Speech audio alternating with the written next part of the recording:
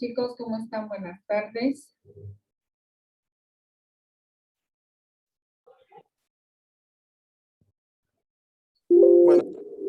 Buenas tardes, Doc. Buenas tardes, Doc. Hola, Glorita. Buenas tardes, Doc. Buenas tardes. ¿Cómo están? ¿De frío o no? Sí, Doc, de frío. Está haciendo mucho frío.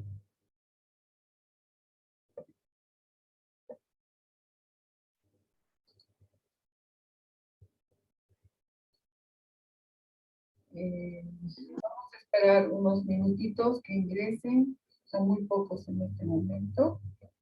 Esperaremos unos minutos, por favor.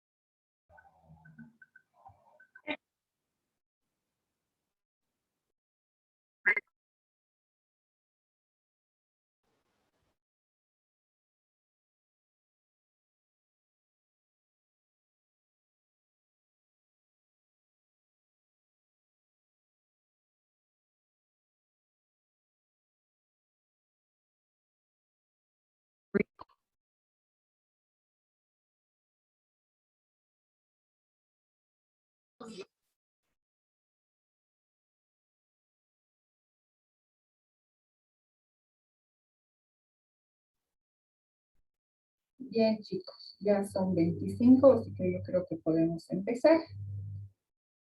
Bueno, en realidad lo que vamos a hacer es continuar a nuestro contenido de la semana pasada, con lo que es el control postural y todo lo que es el sistema nervioso.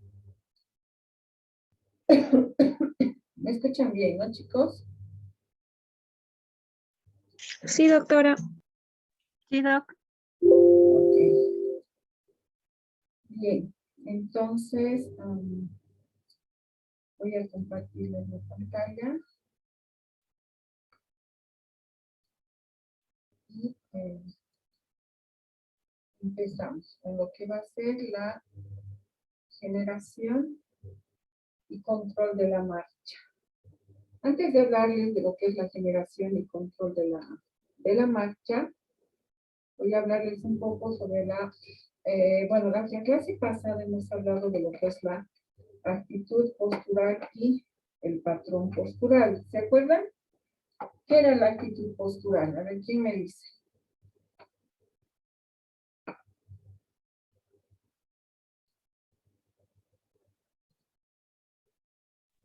Doc, es la postura que adopta cada persona. También esto va relacionado a su estado de ánimo. Ya, bien.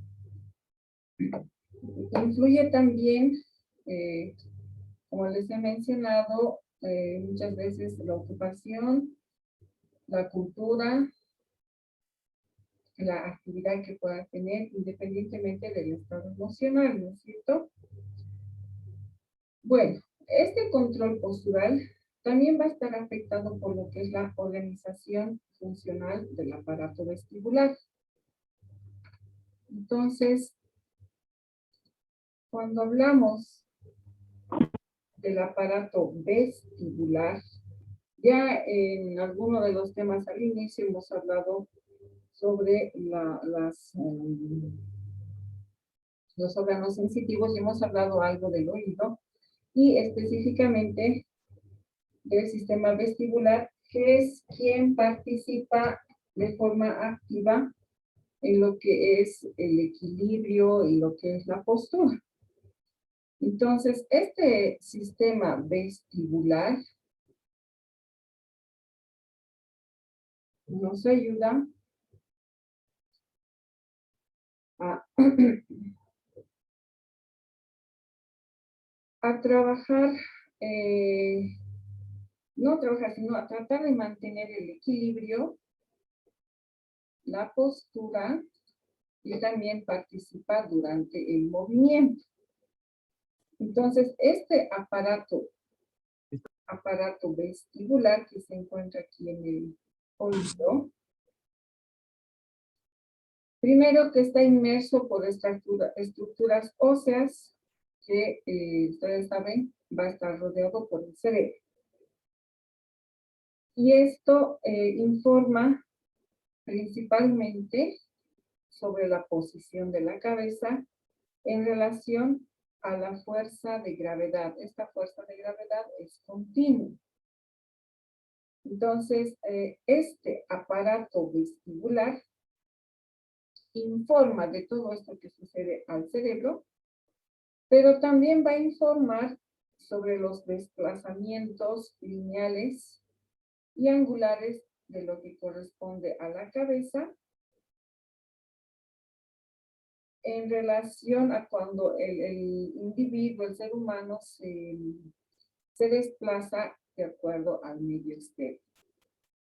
Entonces, si ustedes se ponen a caminar como cuando están chateando con el teléfono, por ejemplo, a ver, ¿alguna vez han caminado y han escrito al mismo tiempo en el celular?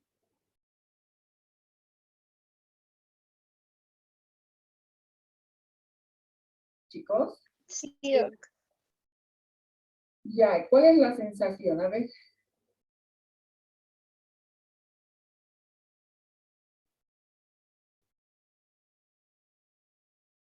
Capaz el de no tratar de no caerse mientras estás caminando. Ya. ¿Qué más? ¿Alguna vez no? De no chocarse con las personas a nuestro alrededor también. También. Y estamos más concentrados en ambas cosas, en no chocarnos y andar caminando y con el celular. Hay una concentración, podría decirse. Ya. Pero alguna vez no les ha pasado que es como si les diera como un pequeño mareo o perdiendo un poco la estabilidad, no el equilibrio, sino la estabilidad, cuando están así con la cabeza agachada mirando el teléfono? En mi caso, una vez estaba sentada y de golpe me levanté y empecé a caminar con el celular y sí me pasó algo así, tipo que un mareo y tipo que me quedé quieta para no caerme. Exacto.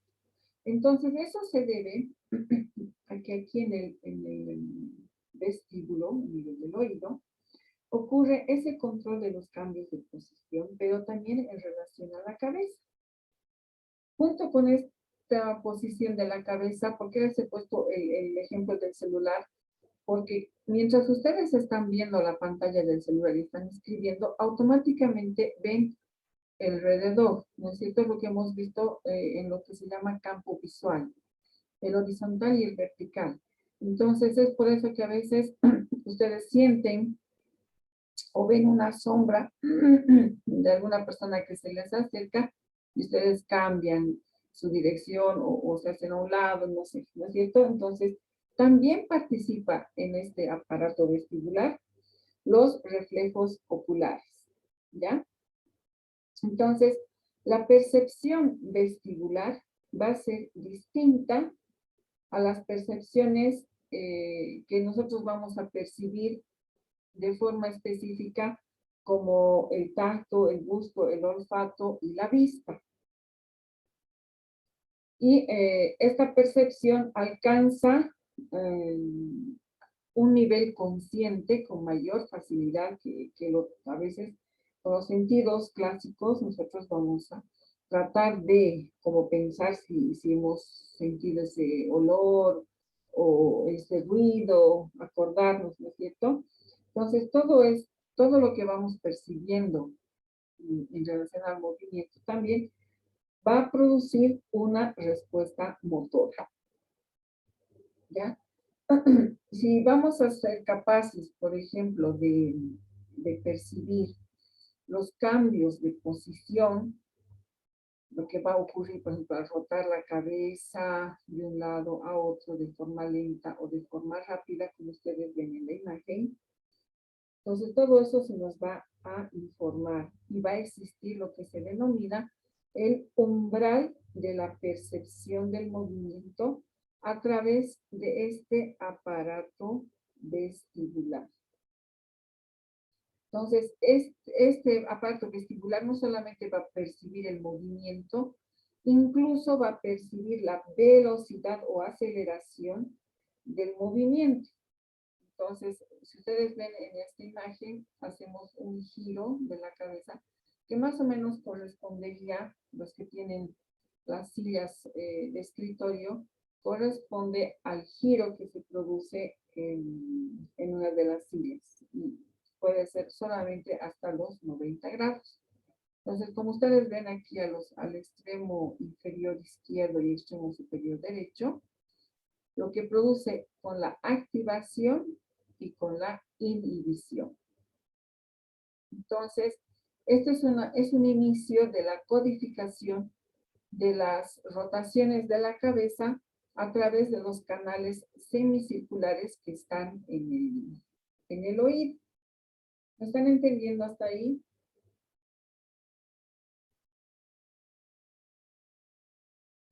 Sí, doctora. Ya. Sí, doc. Gracias.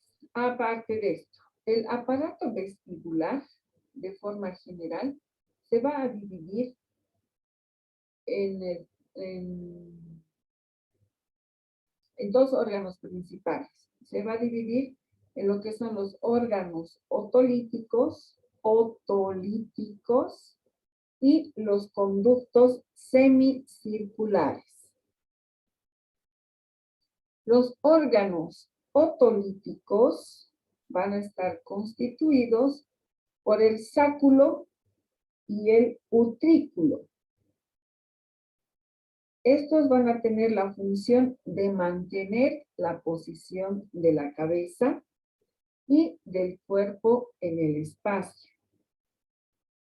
Estos órganos otolíticos se van a activar, van a empezar a funcionar cuando la dirección y la magnitud que representa una aceleración lineal participa junto con la cabeza.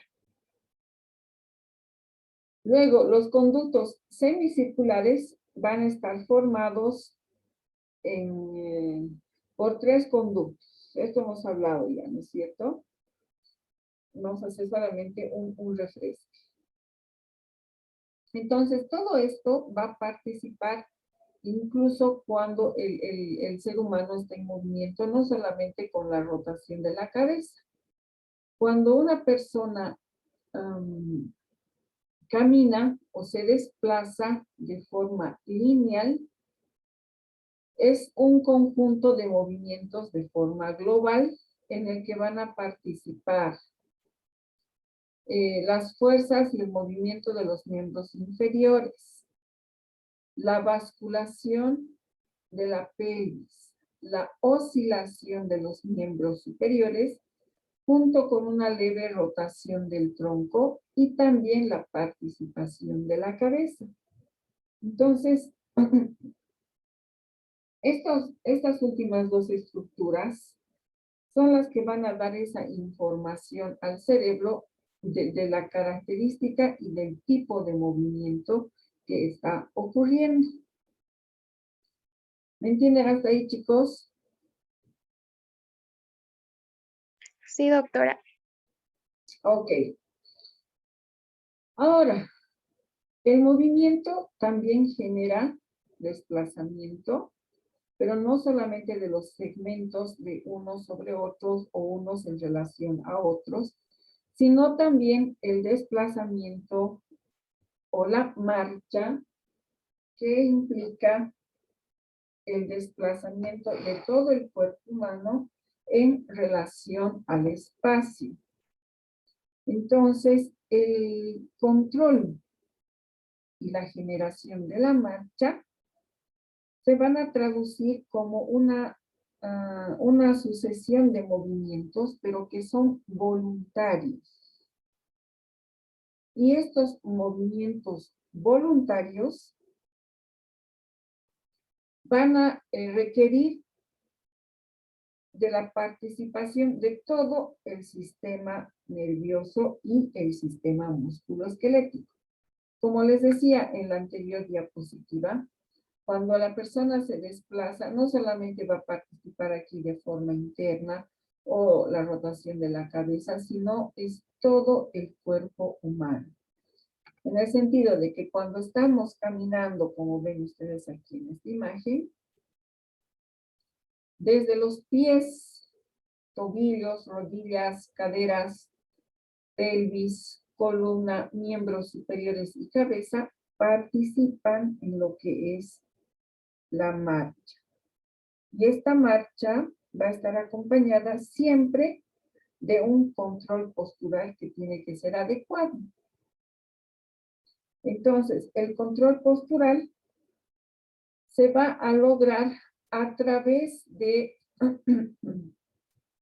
planes de programas que están relacionados con el ajuste automático de los movimientos y de la postura.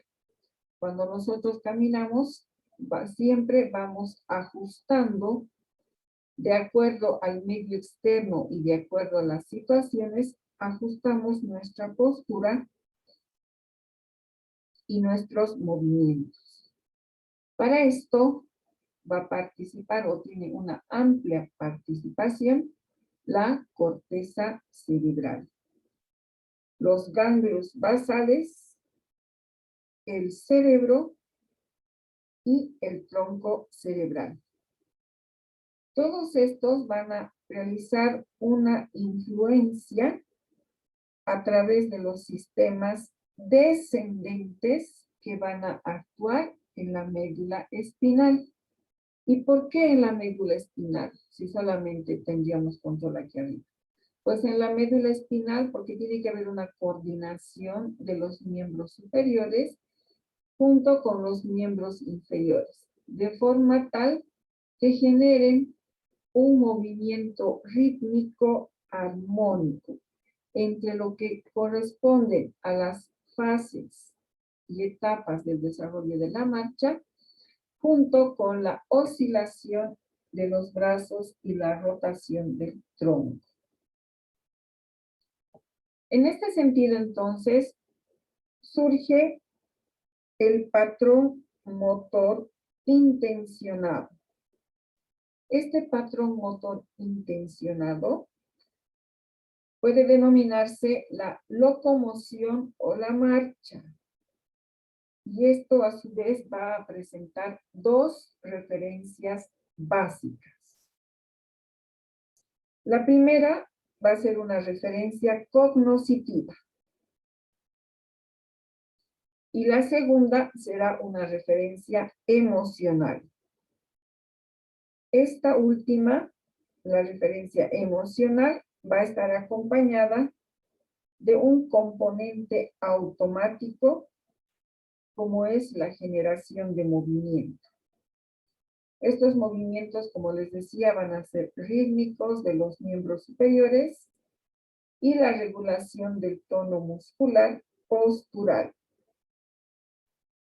Todo esto va a estar evocado por la activación secuencial de las neuronas que se encuentran en el tronco cerebral y la médula espinal. ¿Ya? En todo este proceso cognoscitivo se van a derivar órdenes, como vemos aquí en la imagen, medio complejo. Estas órdenes van a ser motoras que están provocadas de forma intencional.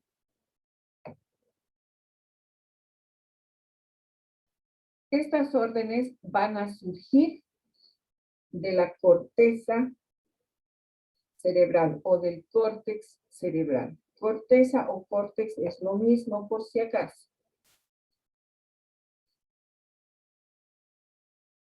En este sentido, la corteza cerebral o córtex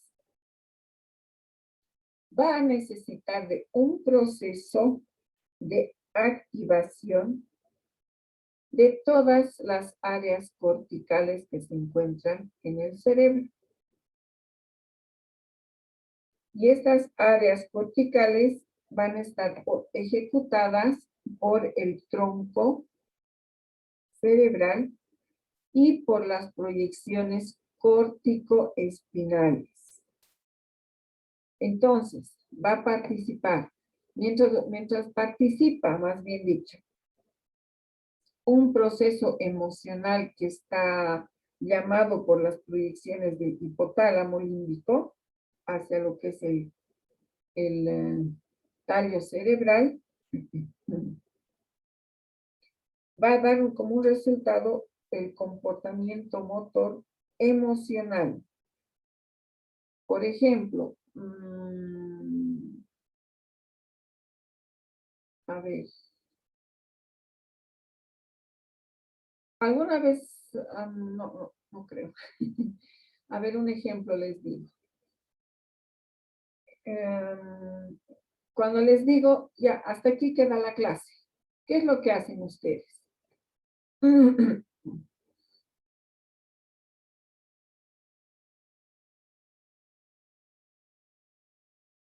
Chicos, Despedirnos, dice. ya, aparte de despedirse, se despide, Dejar de estar pendientes del celular. ya dejan de estar pendientes del celular, los que están pasando el celular. Después, a ver, Doc, me levanto, me estiro un poco, porque exacto, estoy sentada. te levantas, te estiras, te relajas un poco, vas a dar la vuelta, tomas un vaso de refresco, o bueno, te despabilas un poquito para la siguiente clase, ¿verdad? Sí, Doc. Ya. Entonces, ¿por qué les pregunto esto? No es precisamente el ejemplo, pero más o menos para que me entiendan.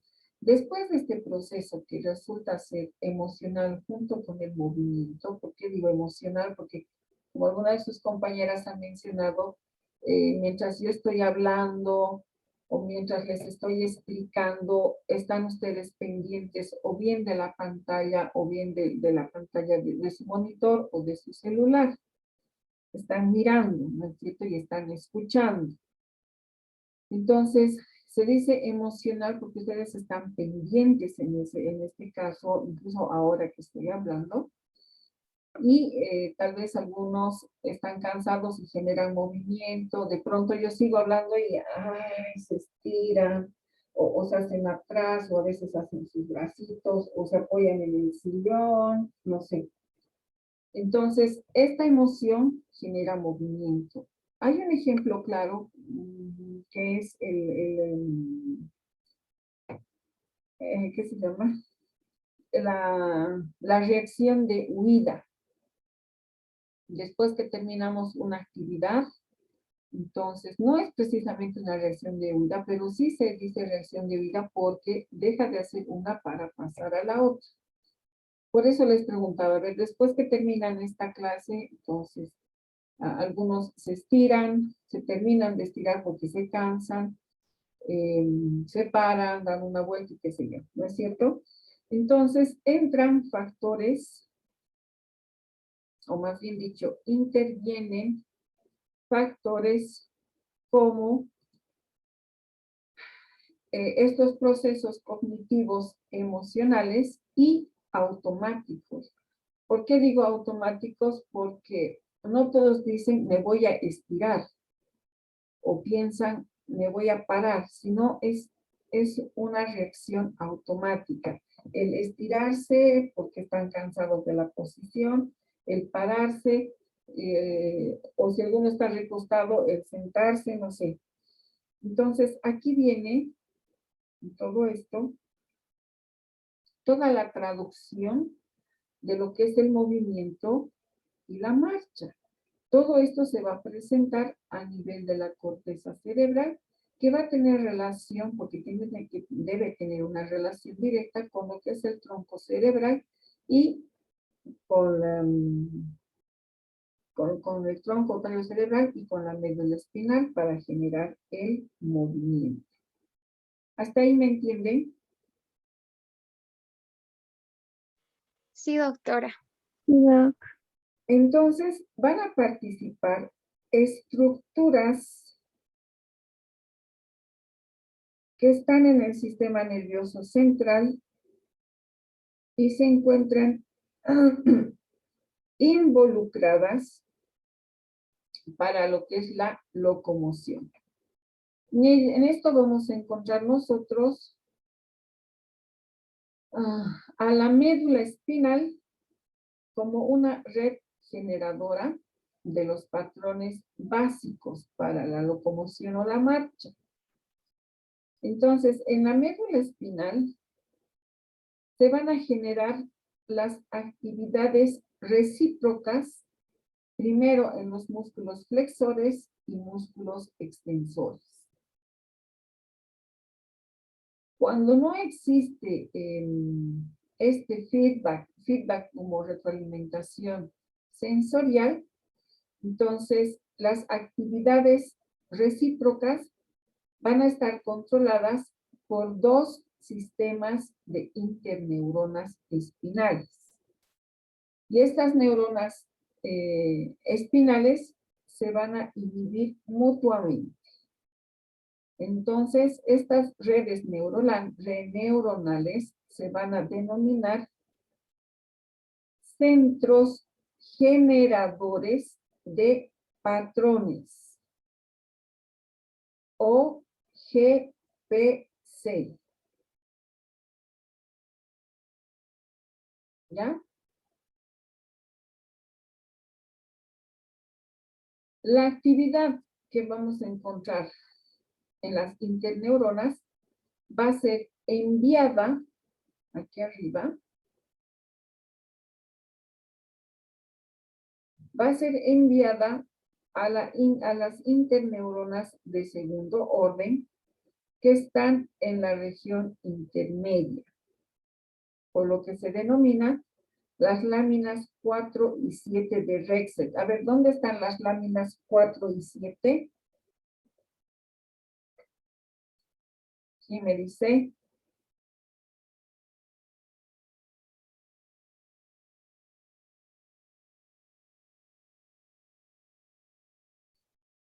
¿Nadie? Levanten la manito, a ver.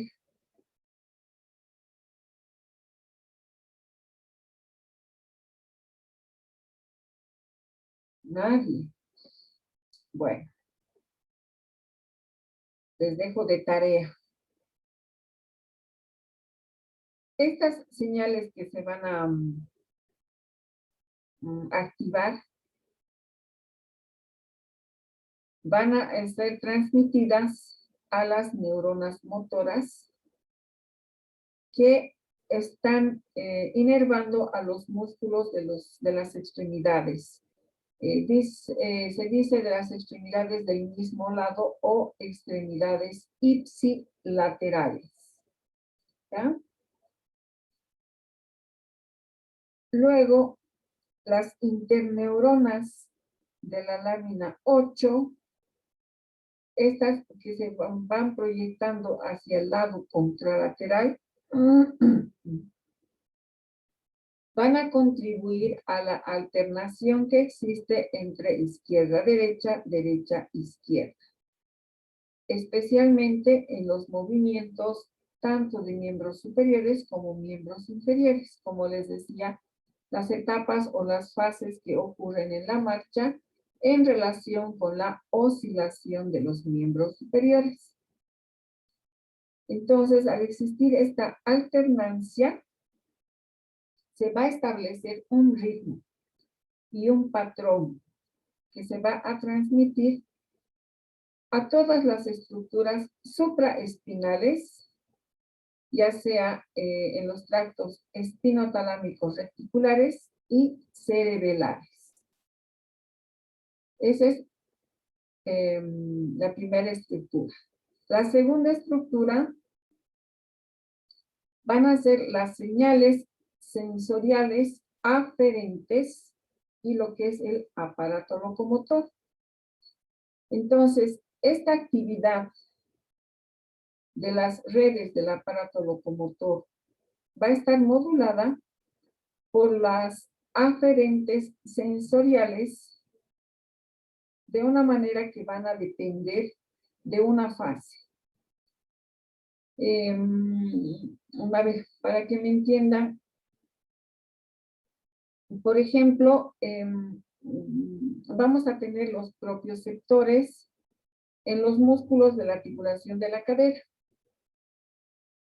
Van a participar todos los músculos de la pelvis, ¿no es cierto? Incluso los que se insertan y van a descender hasta la rodilla, todo lo que es muslo. Entonces, en esta articulación de la cadera, se van a hacer como importantes responsables o responsables principales de lo que es la regulación de la fase de apoyo durante la marcha.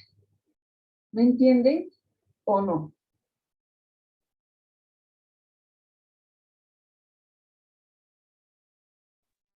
Sí se entiende. ¿Sí se entiende? Ya. Así como tenemos entonces un responsable de la regulación de la fase de apoyo, también van a existir los propioceptores que se van a encargar de la fase de oscilación o balanceo.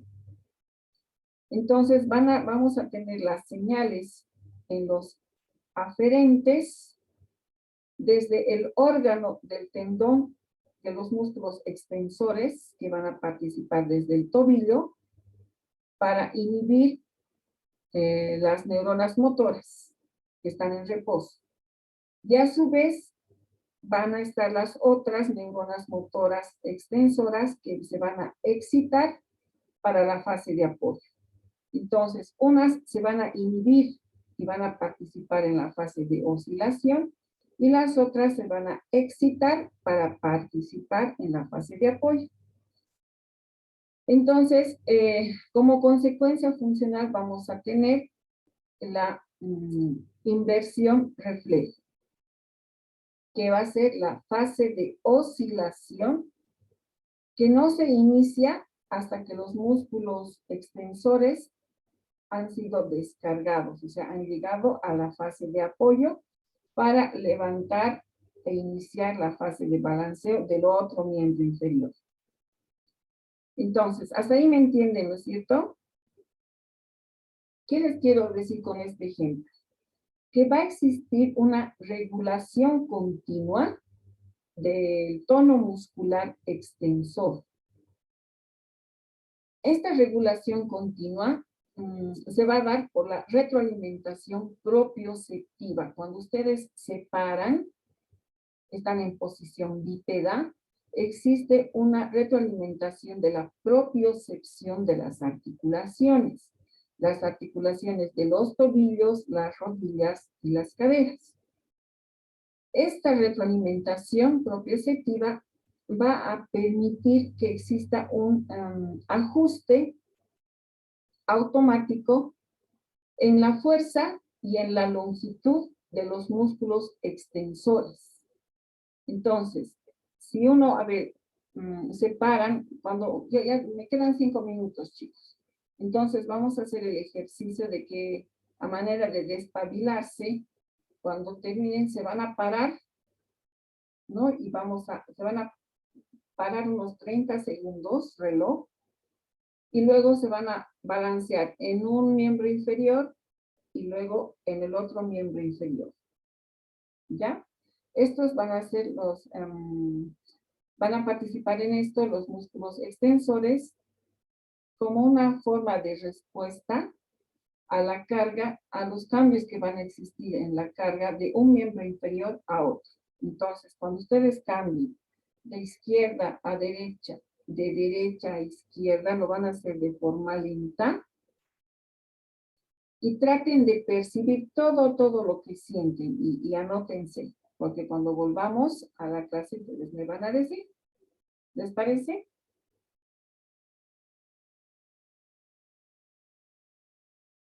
Está bien, doctora. Está bien, doctora. Ok. Entonces, el tercer elemento que vamos a encontrar van a ser las estructuras del tronco cerebral que van a estar relacionadas en la locomoción. En este caso, en algunos estudios que se han hecho estudiando la imagen mental, se ha podido visualizar que las estructuras subcorticales que participan en el control postural van a mostrar regiones que son muy importantes durante la función de la marcha. Y estas van a ser el mesencéfalo, el subtálamo y las regiones que se reflejan del aparato locomotor en el cerebro. ¿Y dónde se van a reflejar? A ver, acuérdense, hemos hablado ya de dónde. ¿Se acuerdan? A ver, una palabrita, dos palabritas. ¿Quién me dice? Voy a anotar quién participa. Levante la mano.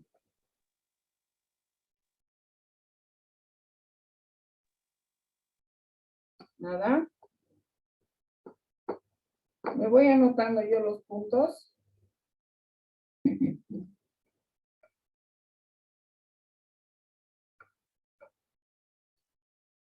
Bueno.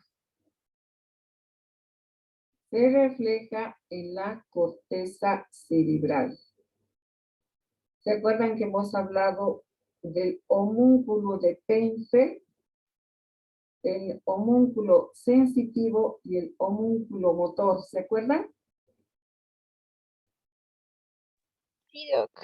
Ah, ya, más bien. Y la corteza cerebral vendría a ser el cuarto elemento y nos vamos a quedar ahí porque no vamos a alcanzar a que les describa. Y volvemos en unos segundos. No se olviden hacer el ejercicio que les he pedido de pararse, balancearse en un miembro inferior y luego en el otro, ¿no? Primero se paran, se detienen a percibir qué es lo que pasa en los miembros inferiores y luego se van a balancear en el izquierdo, en el derecho, en el derecho, en el izquierdo y así sucesivamente. ¿Ya?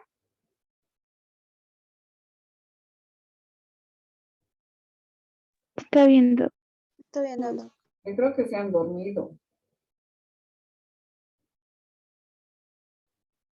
Bueno, entonces volvemos en un minuto, chicos. Un Está bien, doc. minuto, reloj, por favor. Está bien, doc. Listo. Nos vemos.